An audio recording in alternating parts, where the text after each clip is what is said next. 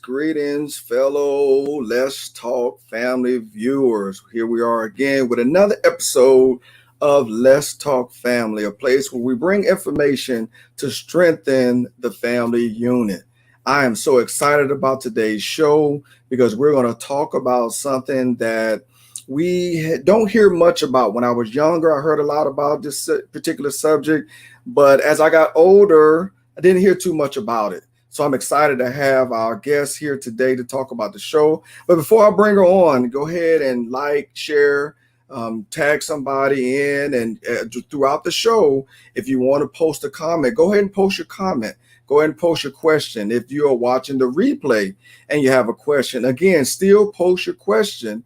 And what I'll do is make sure that we get it to our guests. So without further ado, allow me to introduce to you our guest today, Miss Patrice Sterling. How are you today? I am well, Warren. Thank you for having me today. Oh, it is such a pleasure to have you. So go ahead and tell us a little bit about yourself so we can go ahead and get started in this great conversation. Oh, and I didn't tell them what the show was about, so go ahead and tell them that too. Okay, well, my name is Patrice Sterling.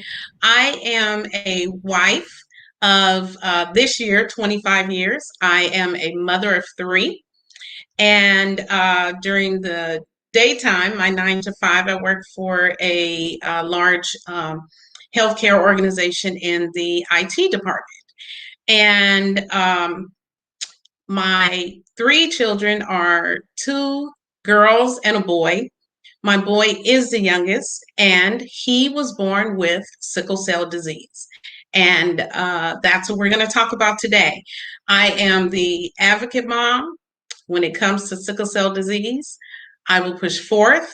I will talk about it every chance I get because we want to create more awareness, more awareness, more awareness. Awesome. Like I said, when I was younger, heard a lot about sickle cell and just so much information on it. But it seemed like over the years, I'm not going to say we forgot about sickle cell, but those of us that don't have a child with sickle cell or, a family member with sickle cell, we kind of have gotten away from the information on it. So let's start off with you telling us a little bit about sickle cell to educate those that do not know. Sure, thank you. So actually, I just read an article yesterday that said exactly that we have forgotten about sickle cell disease. It is a rare genetic blood disorder that can affect every organ in the body. There is type SC, type SS. My son has type SS. He actually took, I have trait, my husband has trait, he pulled an S trait from me, S trait from dad, and it created the disease. Both parents have to carry trait in order for the child to have the disease. And SS is considered, I guess you could say, like the worst type of sickle cell disease to have. And what happens is the red blood cells normally are round shape and just flow right on through the blood vessels. But when you have sickle cell disease, your cells actually change to a sickle shape. And once they turn to a sickle shape, they also get sticky. And so what happens is it creates a lack of oxygen to the body. And so wherever your cells have changed shape, they create a cluster, kind of like a traffic jam. And so when it creates this cluster, then that causes the pain, that causes the swelling, that can cause bone infarction, which is basically the death of the bone. Um, and then there's often, if a patient is sickling, say in the brain, they can stroke. So everywhere there's blood flow, you can sickle, and so it can cause damage to any organ in the body. Wow, you just said a mouthful. Like, I mean, you really educated me on some stuff that either I forgot or did not know. So, like, one of the things you just said was that it could sickle in a certain area. Yes. Wow, that honestly, I didn't know that. I Yes. don't think I knew that. Yeah. So, go ahead. So yeah, so what happens, especially when the patients are younger, you tend to see it, especially in babies. You'll see like their feet are swollen, their hands are swollen, so you'll know that they're sickling in those areas. Um, there is often fever, and sometimes it's to the touch. If a person is sickling, say in their back, you can touch that area and it'll be warm. You can feel Wow. that there's fever there. And where they're sickling, there is pain, and the pain is off the charts. Pain can be just excruciating. And it's really sad and interesting that this is a disease that people have forgotten about, or people don't really want to know about or learn about until they're directly affected by it. Right. And the reason why I say it's interesting is because there's so many people affected by it. Like there are 100,000 Americans with sickle cell disease. There are 20 million in the world with sickle cell disease. Wow. That's a lot of people to say, that we don't know much about it. Right. And the Right. other, and if you go a little further with it, it's us. It's people who look like us. It's the Black and brown folks who are mostly affected by it. Right. It is not solely, but it is primarily. And so, you know, often that causes other issues. And we can talk about that, but that's some of the things that sickle cell advocates, health advocates, patient advocates, and advocates for legislature talk about those things that are really kind of tough for. Right. So further down the conversation, we'll get into that because I would like to talk about that. You also said that you had the trade. I have trade. And My husband has trade. wow. So how did you know that you had the trade? Like when is their testing done, or how are you told? Sure. So currently there is newborn testing. There's newborn screening, and sickle cell disease is included in that newborn screening. However, that wasn't the case when I was born. I found out that I had trait when I had my first daughter, and they did testing. And my husband is not her biological father, and so we didn't have to worry about her having sickle cell disease. Right. So when I met my husband and we married and we decided to have children, I said, I'm trait. Are you trait? And he said, no, I'm not trait. I don't think I am. And that's just it. A lot of people don't know. They don't know Right. because the screening is very recent. And when I say recent, I don't mean 2000, but in terms of our ages, it's Right. recent. Because And I'm about to so say, because when I was younger, I'm sitting here thinking, man, like, do I have a trait? Because exactly, I don't think exactly. I don't think we did not Most have people that don't know. service when we were younger. Yeah. No, no, you don't. And so another thing that I read very recently is that the Black Panther Party was very instrumental in getting sickle cell disease um, included in the newborn Oh screening. wow. Oh Yeah, so wow. that was very, very interesting. But yeah, so once we found out, and we had our first daughter, we did go through the counseling. You have genetic counseling, and they say that there is a 25% chance with each pregnancy that it increases that you would have a child with the disease. So Right. with our first child, there was a 25% chance, our second child, a 50% chance, and so on. There are families that have more than one child with the disease, or a child with the disease and a child with trait. So that's how Wow. that happened. Yeah. Wow. Wow. That's interesting. Like I said, I'm sitting here thinking, like, I don't think that I've taken a test. Well, I have two children, so Yeah. Most I people don't know. I can just assume that I Yes. don't have it, right? Or Yes. either, I mean, not necessarily, because I could be a carrier or my wife could be a carrier and one of us not. Well, you could have trait Right. and not necessarily show evidence other than testing. Right. Um, and what I mean by that is you may not show symptoms. There are people who have trait, who have symptoms, who experience symptoms. I have never, and I don't believe my husband has, but there are people who do.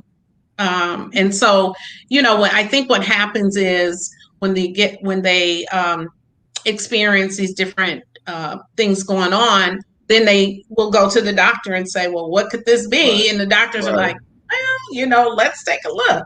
Right. Um, but all of my children know whether they're trait or whatever. But I think the generation before, we just didn't know. Right. Right. So how long do you know how long ago they started the testing, infancy testing? You said the Black Panther You Party, know, so Yeah, so I don't know the exact year that they started including it in the screenings.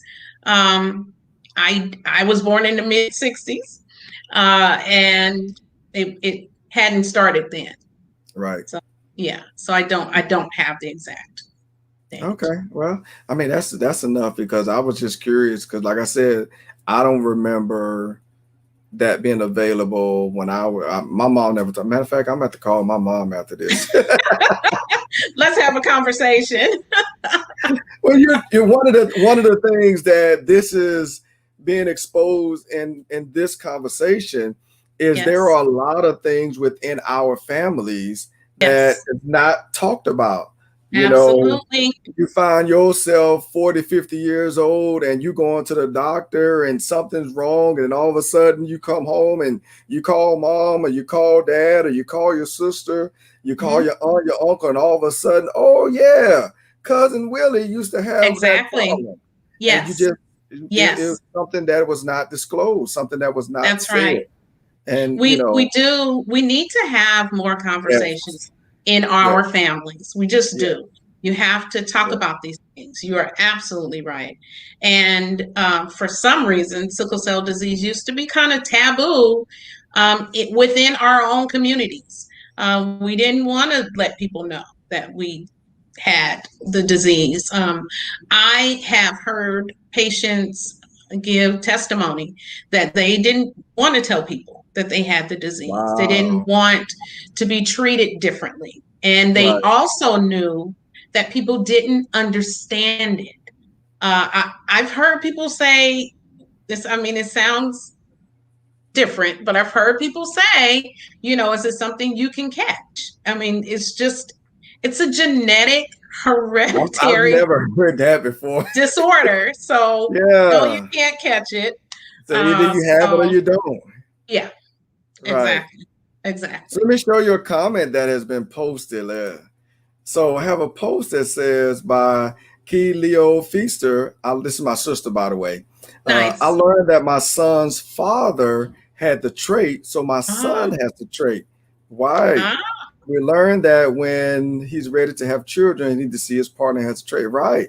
So absolutely. it's right. It's Absolutely. interesting how this works. You have to do that. You have to do that question. You have to ask. And although Yes. we're talking about sickle cell right now, Hmm. let me go ahead and say this to everybody listening.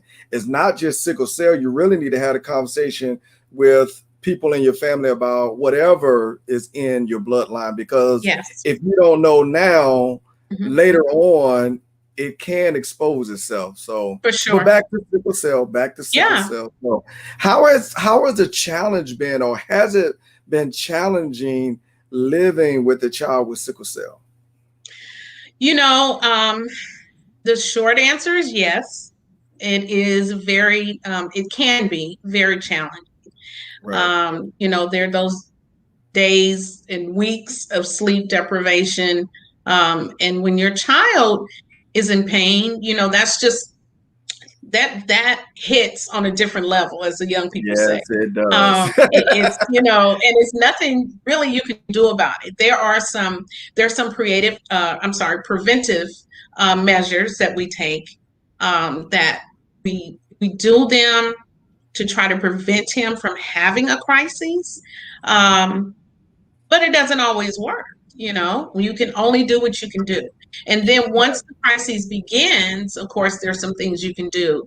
And you try to do as much as you can at home before you go to the ER. Going to the ER is just something most sickle cell patients don't want to do. Right. And so when you see them there, it's because they really need to be there. So, what are some of the home remedies, the home treatments that you implement? Sure. So, over the counter, if it's minimal pain, Tylenol, ibuprofen, warm baths, Uh, warm compress in the area. If you have, how they have those little warm packs, heat packs yeah, in heat the pad. hospitals where you Right. crack them, and so those help a lot. Unfortunately, most of them you can only order if you're a hospital, but Right. that's a whole nother thing. So, um, and then if that doesn't work, oh, and hydration. The more water, the better. Um, and then if those don't work, the next level is prescription medication. And most times it's opioids Oh, for wow. pain. Yes. Yes. It's real medicine. So really, the treatment the for pain, not so much as for the disease. You know, yes and no. It depends on the patient. You Mm. can have 1,000 sickle cell patients in a line, and no two are going to be the same. It's so different. It's almost like a fingerprint. It's Oh, just, wow. yeah, it's true to each person. Of course, there are going to be some baseline things that are alike. Um, for instance, it is an anemia. So every patient is going to have a lower blood cell, a lower red blood cell count than the Right. average person, right? Those types of, you're going to see swelling. They're going to have pain. They're going to have fever. More often than not, they can have infections very easily. That's Mm. one of the I don't know, consequences, I guess is not quite the word I'm looking for, of Right. sickle cell disease, is that you are susceptible to infection. And so those are kind of baseline things, but in terms of how it affects each person is very, very different. Very different. Some people, it's crippling.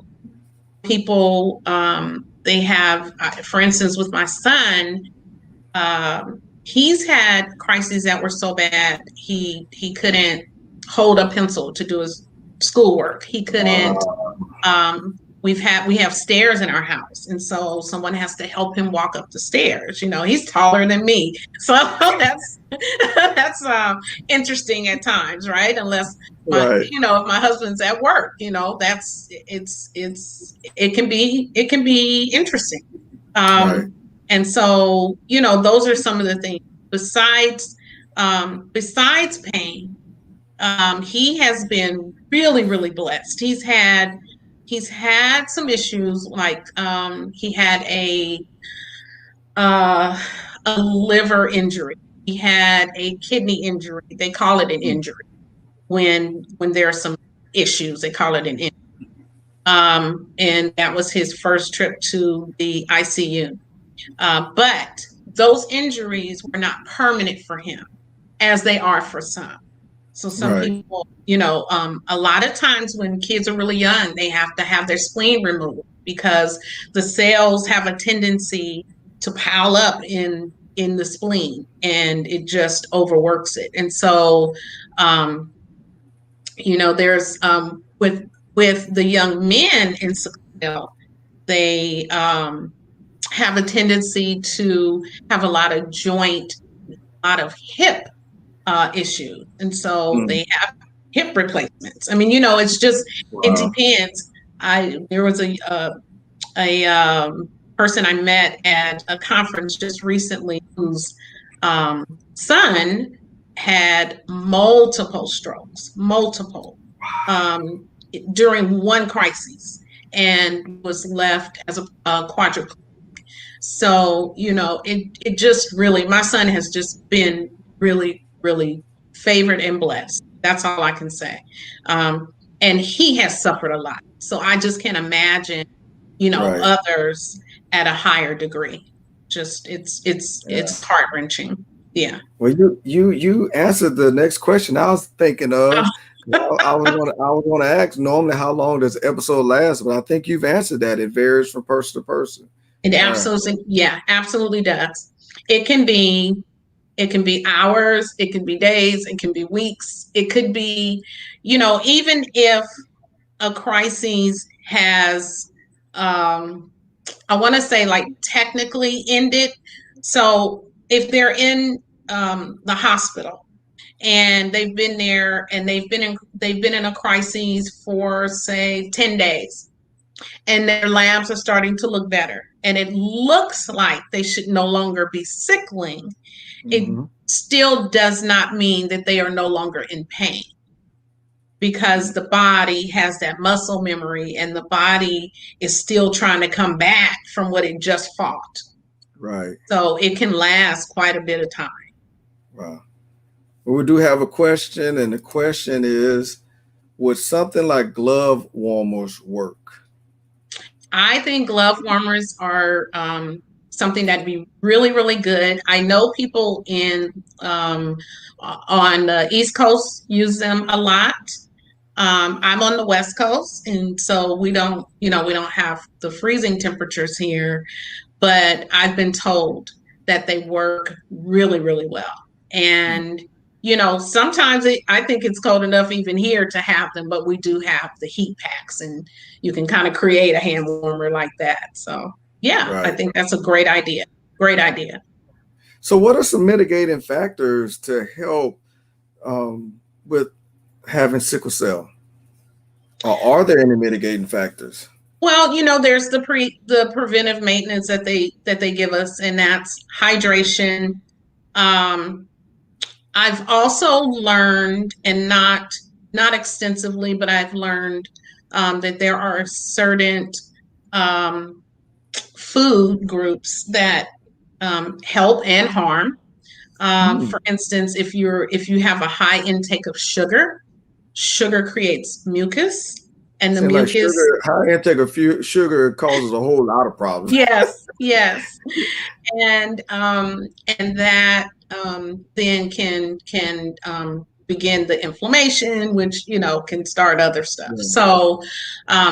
So that and I keep saying hydration because I can hear the doctors just saying it over and over. Hydration is so important. Yeah. Really getting really good rest, because if you're overextended and sometimes just exhausted, that can bring on a crisis. If you're doing maybe more than you normally do, make sure you get that rest, because your body will respond to it. Um, and just really probably taking care of yourself very consistently. We all say we need to take care of ourselves, but sickle cell patients um, really need to be consistent with it in order Right. to try to keep down the crises from coming on. They're gonna come, but at Right. least it may be not as many or maybe fewer, far between. Right. So I know in the news a while back they was talking a lot about stem cell transplant and stem cell research. Has that migrated into sickle cell? Absolutely. Stem cell transplants are now considered one of the, and I'm saying this not as a medical professional, I'm Come saying on this with as the a mom, disclaimer. Come on with the as a mom. disclaimer. That's right. As one of the cures for sickle cell. Oh, Um, really? yeah, so stem cell transplant and gene therapy are two things that they're using now for curing sickle cell. And I say cure, most medical professionals will say that it is close to a cure. And that is because we learned, so my son had a stem cell transplant the end of 2019. And what they tell you is that it's like a cancer patient when they go into remission. And as you know, most of us know, you can come out of remission. And so Right. that's the same thing with the transplant. Um, with the patients who've done well, they're cured. They've done well. And the ones who haven't, I think, I don't the numbers aren't huge. And so I say it's a cure. and so what we did to celebrate the 1 year anniversary of my son's transplant is I wrote a book about the transplant process for our family. Right. And I just wanted to let people know, first of all, that there is help out there. It took a long time for us to get his transplant approved. It took years, actually. It took Wow. us really pushing back from the nose, questioning everybody, doing our own research. It took a lot. And there are a lot of families won't push like that. There are a lot of families who don't know that they can push like that. Right. Um, and there are families who don't know, where to do the research. And so Right. I really wanted to just share that information with people.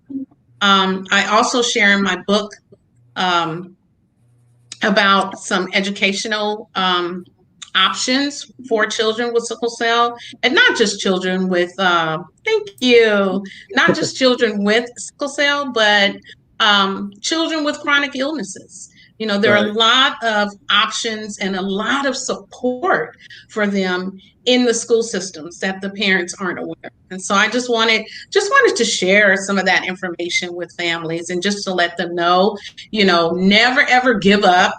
Right. Never give up. Never give up. And I want them to really know that they have options. You can say no to your doctor. You can get another doctor, a different doctor. You can question them. You should do your research. And so those are the things that I really, Yeah. really push in the book. I really, really wanted other families to understand. Well, my next question that you had me think of was asked on the floor, so I'm gonna let the floor ask the question. Are these Okay. options covered by insurance or accessible to low-income families? Wow, so she's hitting on everything.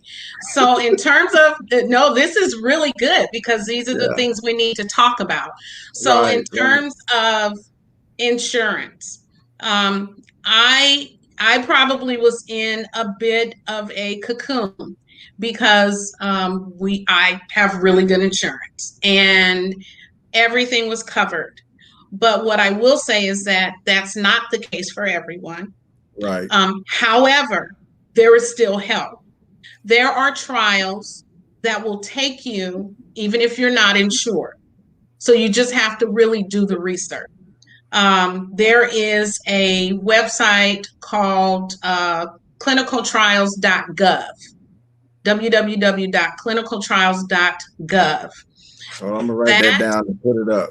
Wonderful. That data bank has thousands of trials for every disorder you can think of, not just sickle cell. And That's right. yes, yes, Okay. clinical, got an extra I in there. Oh, CI, see, I can't spell. Let me yeah. let me correct Trial. it. And so, if there's a family who's struggling with that, they, if they want to really get those, if they want to really try to find those options for help, check this data bank. And there are some trials that will take families, even if they don't have insurance. And Mhm. in terms of access is one of the um, really big issues for sickle cell patients, not just for getting help with like a transplant, because that's huge, but a lot of sickle cell patients have um, a hard time getting access just to their medication.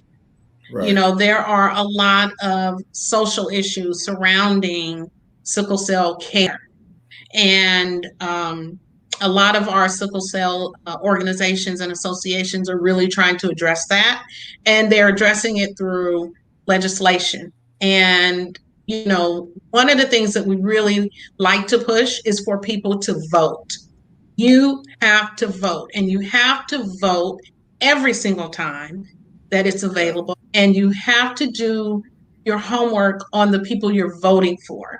So vote for Right. those people in your home area, because it starts locally. Vote for those people in your home area who will address the issues for people who look like you. I'm Right. just going to say it, because that's what we need. That's what it's going to take. And it starts at the local level and then it goes up. So you got to start at home.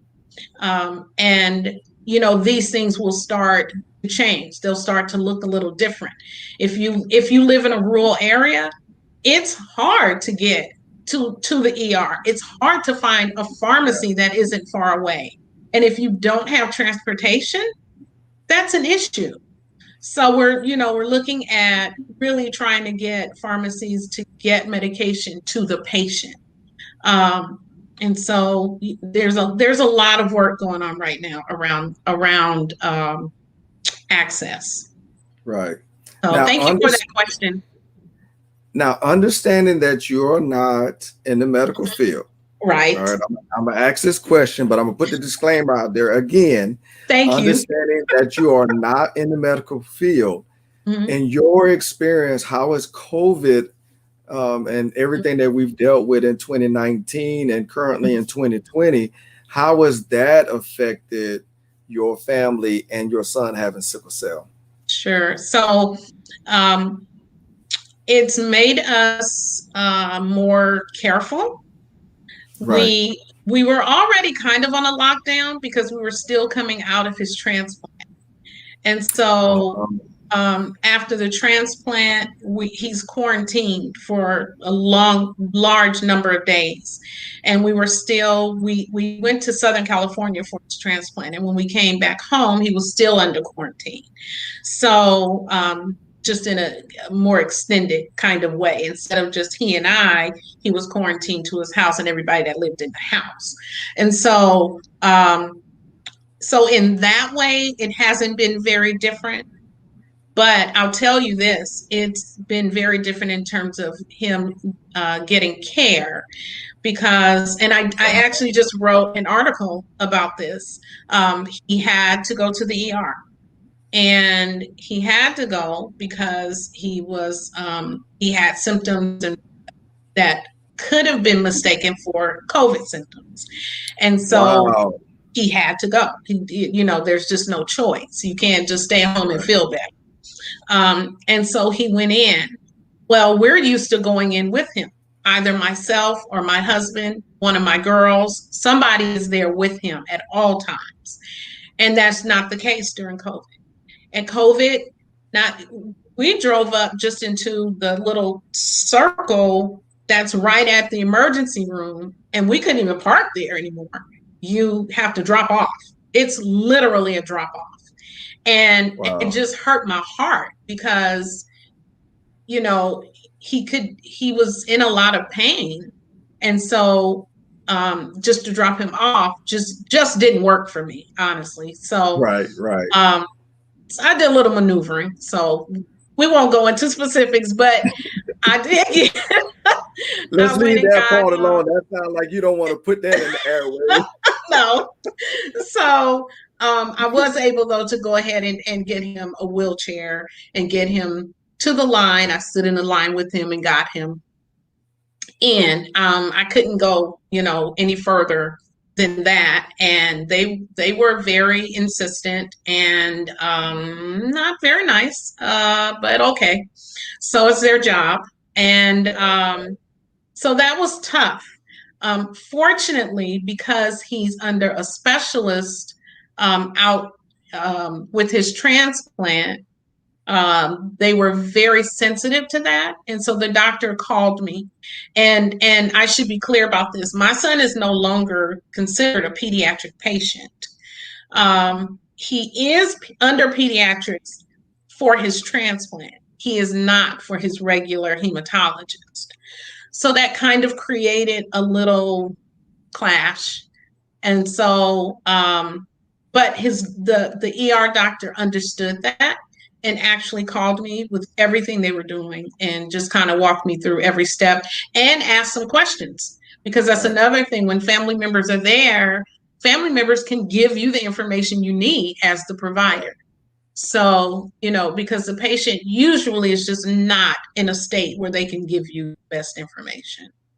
So COVID's been a little challenging. It's been challenging. And you have to be careful. He's used to just going to the store when he wants. And I'm like, no, it's not going to work, because, you have people who still refuse to wear their masks, and you have people who are very insistent on being nasty, and they want to cough on you and things like that. And I just can't, I can't do time. So I need him to stay in. right, right. So Mhm. we have another question on the floor. How old is your son? He just, well, not just turned, but a few months ago, he turned 20. So he's 20, and it took us 18 years to get, or yeah, took us 18 years to find a trial that would take him. Wow, so you fought for 18 years? That because Absolutely. I was gonna ask that question because as you were saying all that, I was wondering because you never stated how long it took. You just said you got to keep fighting, just got to keep fighting, just got to keep. So it was an 18-year fight. It was. And a part of it, I have to say, a part of it was that we could not find a full match for him. That was one part of it. Um, and but the other part is that, we would get doctors that told us basically he wasn't sick enough, which is very interesting when you watching your child go through so Yeah, much. But they give priority to the people who have had organ damage, who have had strokes, things like that. And he had not, thank God, but he had debilitating pain.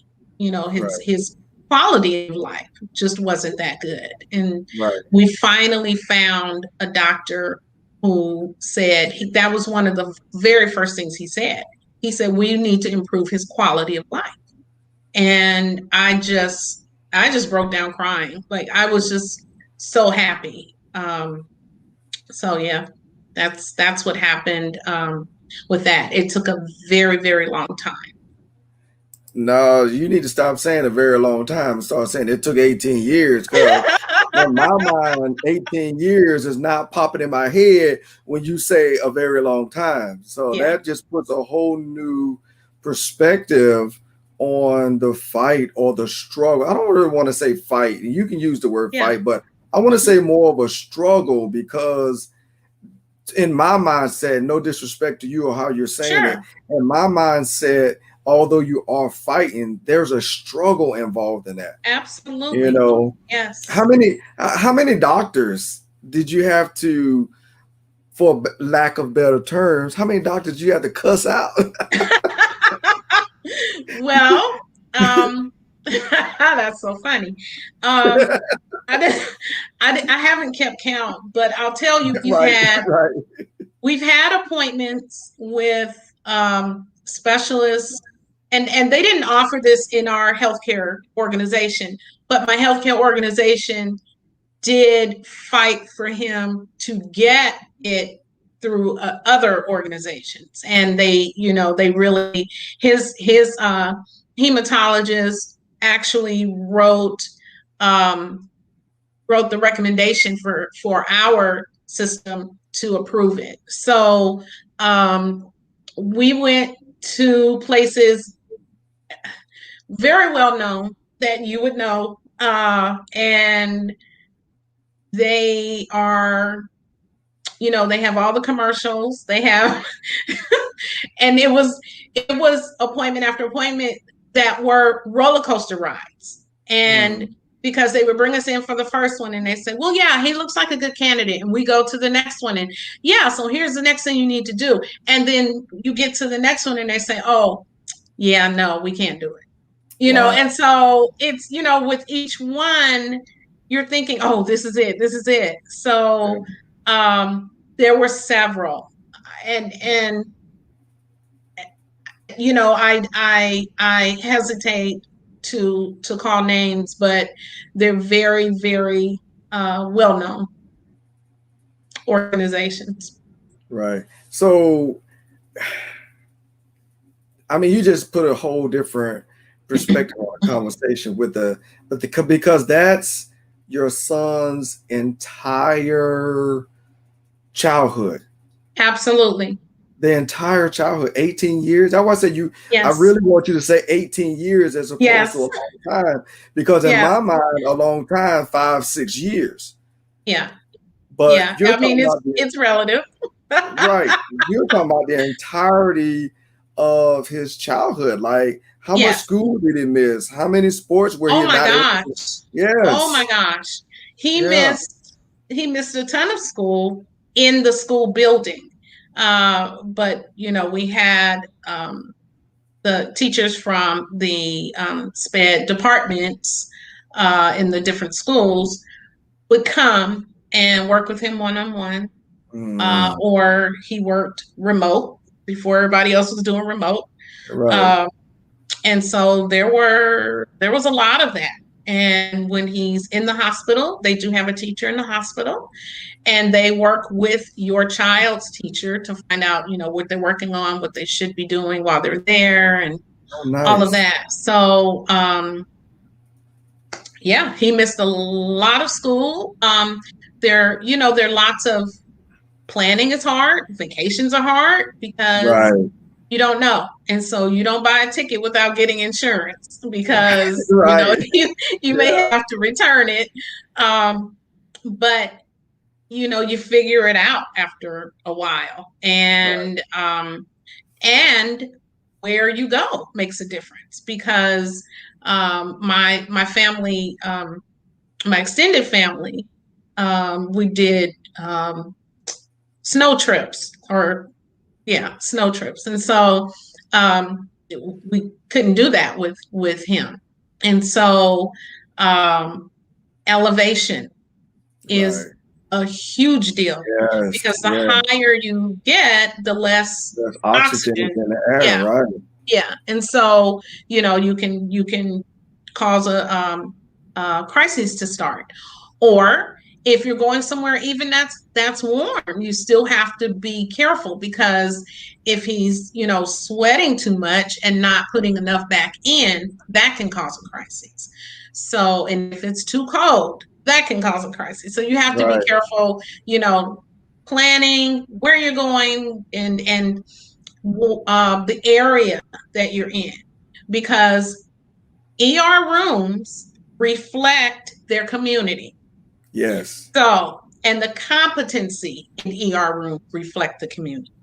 Mm, So, if you're visiting somewhere that is, say, primarily Caucasian, they're not going to be very well versed on sickle cell disease, just not. And so you better come prepared. with all of your child's information, the medications they need, the dosage they need, what usually helps them when they're there, doctor's names so they can contact them and work with them. You've got You to have educate the doctor. you have to educate the doctor, absolutely. So, So one of the cliches that I've been saying for the last 2 years that applies to a lot of different areas that I think will be appropriate for right here is it takes a village to raise a child. absolutely. So talk to me about your village. Wow, that, oh Lordy, don't make me cry. So Cry, girl, we cry. It's all right. I mean, because just listening to you, there is no way that you do this by yourself. no, And I'm not even talking no, about you no, having no. good insurance. I'm just talking Right. about just listening to you over the last 45 minutes with you talking about the ER, you talking about the doctors, you talking about the teachers. There is a need for a village in every family, Mhm. So tell us about your village and how your village was able to assist you in this 18-year struggle. So our village is phenomenal. I mean, when I say phenomenal, like, oh my God. So, it's me and my husband, and then my two girls are older than my son. So they're able to help a lot. Um, and then he has two godmothers that are just out of this world. They come in, and I mean, you can call them at any hour, literally, and they are up and doing what do you need? How can I help? You know, um, as a matter of fact, just before so my husband, I didn't tell you this part, ended up being my son's donor. He Oh, was his, wow. and the way that he could do it, because he's trained, he could still do what's called a half match. And so, and a lot of people kind of shy away from half matches because they really have not been as effective as a whole match, which makes sense, but we were willing to try it. And so, and my son made the decision to do it. And so, just before we were leaving, my husband and I were going down to Southern California for him to do some lab work, have an in-person appointment. I mean, it's when I tell you, it's like applying to the FBI. They ask you questions from when you were a teenager, if you've gotten tattoos, if you've had, I mean, just all kinds of things that you wouldn't even think of. And so we were going down there, and Jonathan got sick. That's my son. And so when he got sick, I called my friend and I said, "We're leaving tomorrow, and we're at the hospital with Jonathan, and he is not doing well. He's not coming back home tonight." She said, "No problem. I'll be there tomorrow." And I said, "Okay." I said, "But we stay with him." And she said, "Yeah, you guys go. Bye." And I was like, "Okay." And so I called the next day, and she had whipped everybody in place. She had created a oh my gosh, a time for everybody to be there. You come in at this time, I'm coming in at this time. He was covered 24/7. And she Wow. had done that in a matter of hours. She had created this schedule, and she had called in another friend of ours to help. So there were literally four people, and we were going to be gone for 3 days. There were literally four people there in this schedule, one by one, just coming in and out, and Nice. just doing everything. And this was a really, really bad admission. He was really sick, and he needed a lot of help, Right. just with kind of basic things. And they did it all. Did it all. I didn't have to worry about any of it. And when the doctors came in, she would FaceTime me. And I mean, that's the kind of village we have. And Yes, yes, I'm so grateful. I'm so grateful. I'm so grateful. We have that kind who's hands on. We have another level who, when we're in the hospital, they bring food. We have another level who's our prayer warriors. So yes, we've got a yes, yes. pretty good size circle.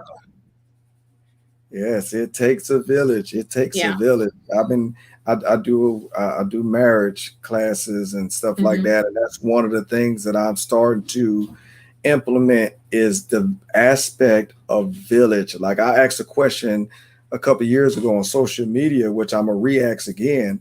How Hmm. do we teach first of all, how do we build our village? And second, Mm. how do we teach our children to build their village? Yes. Because Yes. well, I can go on for days and days, but that's not what we're talking about. Yeah. I No, just wanted you to that's give important. honor to your village that has helped you through this because there is no way Thank that you. you could have been in this struggle Hmm. for 18 years and not have a phenomenal village. I honestly believe, and if I'm wrong, feel free to smack me upside my head, but I honestly believe that your success is not so much as your determination, but your Hmm. success is more so of your village. Oh, yeah, for sure. Okay. For Yeah. sure. Yes, yes. Well, this has been a great conversation, an informative conversation.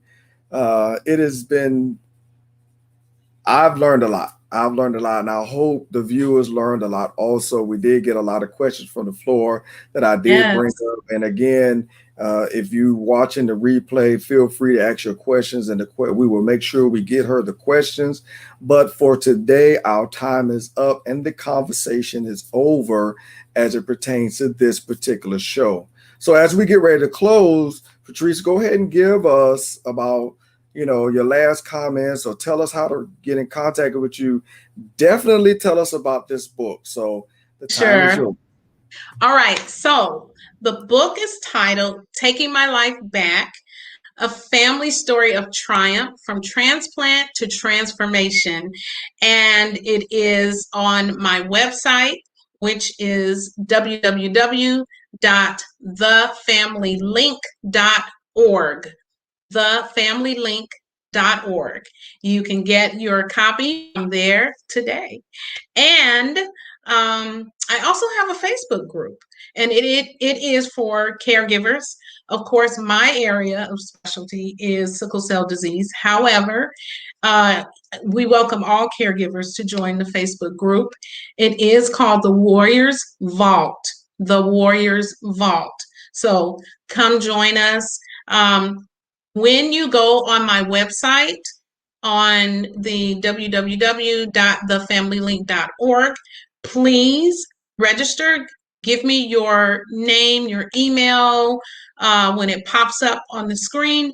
That way, I can keep you informed of any information and any updates that I may have. I am going to launch in just a few more weeks a Caregiver's Companion. It is a notebook/journal for caregivers. It will house the information that you will need when you go to your scheduled appointments, when you go to the ER room, and for school. We also have some daily positive affirmations for you. It is a space in there for you to write your questions for your doctor. It's a space in there for you to track your medications. Everything that you think you might need will be in this companion. So if you go on my website, you'll be able to purchase that very, very soon. I'll be able to send you an update when it is available. I look forward to hearing from you. And then I also have in the works a program in which I will be speaking with families and with educational teams on how to navigate the sickle cell waters. So if it's with the family, we're going to talk about navigating the healthcare systems and the schools. And if it is the actual school system, in those areas, I will be speaking with teams on how to care for their sickle cell students. And when I say care, I mean when they have them in their care, how they can work with them. All right. So, Warren, thank you again. I really, really appreciate you, and I appreciate your platform and your really good work on families. Thank you. This has been great. I learned a lot. I'm gonna put your website up again, so I encourage you to go ahead and check it. Did you put the book up? I didn't see you put the book. I think you had a I copy did right there. not. Yes, please show us the book. So feel free to um, purchase the book. Go to her website. Can they purchase the book on your website? I'm not sure if you said. Yes. All right, Yes, so go please. to her website, purchase the book. Do you autograph the book if we purchase the book from your website? Yes, Oh, absolutely. these are all great. This is all great things, all great things. Yes. Yes. So please go check her website out. Please purchase the book, request for autograph copy, and just I just thank you for being here. Thank you for your information. Thank you for your passion. And I could only just like I am speechless because when we did the pre-show to talk about the show, I didn't know it was an 18-year struggle Yes. that you was on. That brought a whole new perspective to what it means to be in the fight for your family, for one of your loved ones. So Mhm. thank you for your passion. Thank you for your time. And thank you for being a guest here on Let's Talk Thank you. Family. Anytime. Thank you. Awesome, awesome, awesome. So we just going to take a few minutes to let y'all know again what we're doing here as we get ready to close out. Let me share my screen. I do a better job now that I'm using this platform. If y'all remember back in the day how it went, but this platform is a whole lot easier. All right. So the next show that I would like to talk about, so we've scheduled Let's Talk Family for the rest of the year. Still getting the flyers in. As the flyers come in, we'll definitely put them up and post them. I'm still getting information. But the next show that we're going to talk about is the Mother's Day edition. Now, I'm gonna be honest. That is all I'm going to say about that show. I'm not even going to give you a teaser. I'm not even going to tell you too much about Michelle. I'm just going to say that's the Mother's Day edition, and she has a phenomenal story to tell. So if you are available, please come and partake in the show. Again, you can always watch the replay, but of course, during the replay, it's always best to come live. So definitely be here on May 8th at 6 o'clock Central Standard Time for the Mother's Day edition. And then on July the 24th, I'll have Miss Tanya Hood. Miss Tanya Hood will be coming on and talking about healing after divorce. Now, I want to let you know that I have two back to back shows dealing specifically on divorce. And this is one of them. Miss Tanya Hood is going to come and talk about healing after divorce because there's so much going on when you're talking about divorce, so many issues, so many obstacles, so many feelings, so many just dividing out, just so much stuff that you're dealing with when we're talking about divorce. So I'm dedicating two shows, and Miss Tanya Hood is going to and talk about healing after divorce. Another phenomenal show. So again, come check her out. She's a Toastmaster and a lifetime member of Blacks in Government. The third annual Father Daughter Banquet will be held on June 19th here in Crestview, Florida. If you would like to be a sponsor or if you would like to make a donation, feel free to go to my website. All the information is on my website. You can make the donation there. I do have a sponsorship booklet for businesses and organizations where you can buy a full page ad, half page ad, quarter page ad, or either a business card. Also, if you would like to submit a door prize, again, all this information is on my website, www.warrenmrbowtiefeaster.com. So yes, if the third annual father-daughter banquet, a night to honor the relationship between fathers and daughters. Um, but yes, just go to my website. All the information is on there. A very nice event. I love doing it. It's my favorite thing I do. I'm gonna be honest. If everything else fail, the father-daughter banquet cannot fail. Thank you to my sponsor, Joey the Jeweler, who makes all this possible.